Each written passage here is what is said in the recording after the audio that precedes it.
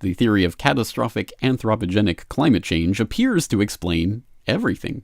After all, we all know that climate change makes for shorter winters, except for when it makes for harsher winters, and climate change means less snow, except for when climate change means more snow, and climate change causes droughts in California and floods in Texas and Oklahoma, and generally makes wet places wetter and dry places drier, except when it makes wet places drier and dry places wetter, and climate change causes more hurricanes at the same time as it causes less hurricanes.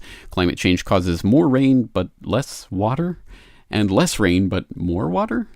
Climate change decreases the spread of malaria at the same time as it increases the spread of malaria, but don't worry, the Terminator himself advises us not to listen to those climate change cynics. Hey guys? Do I need to go on?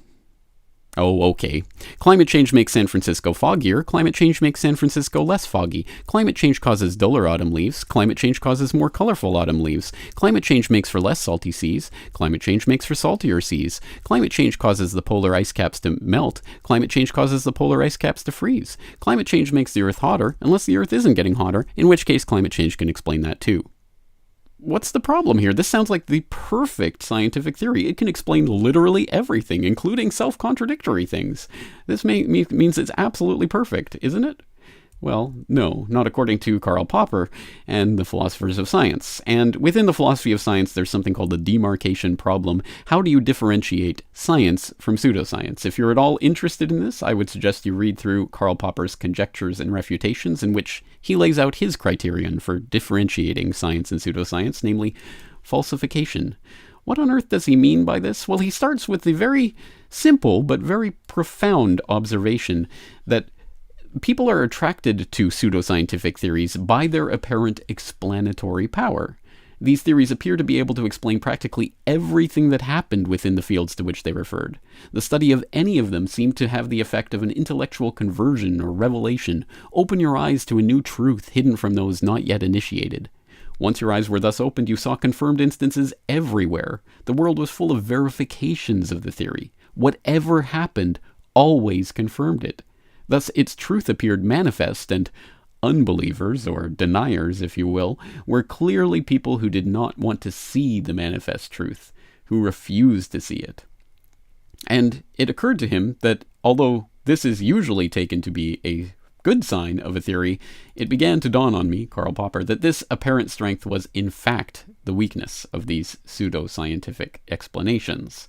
So he goes on to list his conclusions as to how we ultimately try to differentiate science from pseudoscience, and I think a couple of the most important conclusions here are, number 4, a theory which is not refutable by any conceivable event is non-scientific.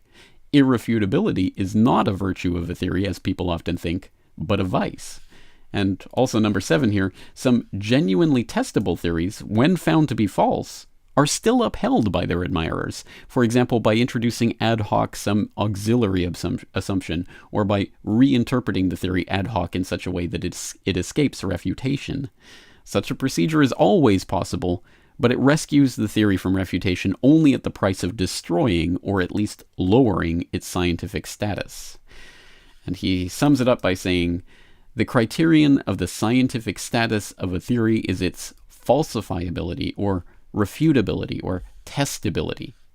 So I would say that the ball is in the court of the believers of the catastrophic anthropogenic climate change hypothesis. By what means can one falsify this hypothesis? Let's start with just an even less of a hurdle to come over. What set of observations over what period of time would be enough to refute the theory? And then, furthermore, are there any actual hypotheses, any predictions that come as a result of this theory that can then be tested against the real world, or real observations? If the answer to that is no, then, well, you've got a word for your theory, and it's not science, it's pseudoscience. So, again, the onus is on the believers in the catastrophic anthropogenic climate change hypothesis to come up with some way that you can test and potentially falsify this theory. Because if you can't come up with any actual way to answer that question of how you falsify the theory, then you might as well just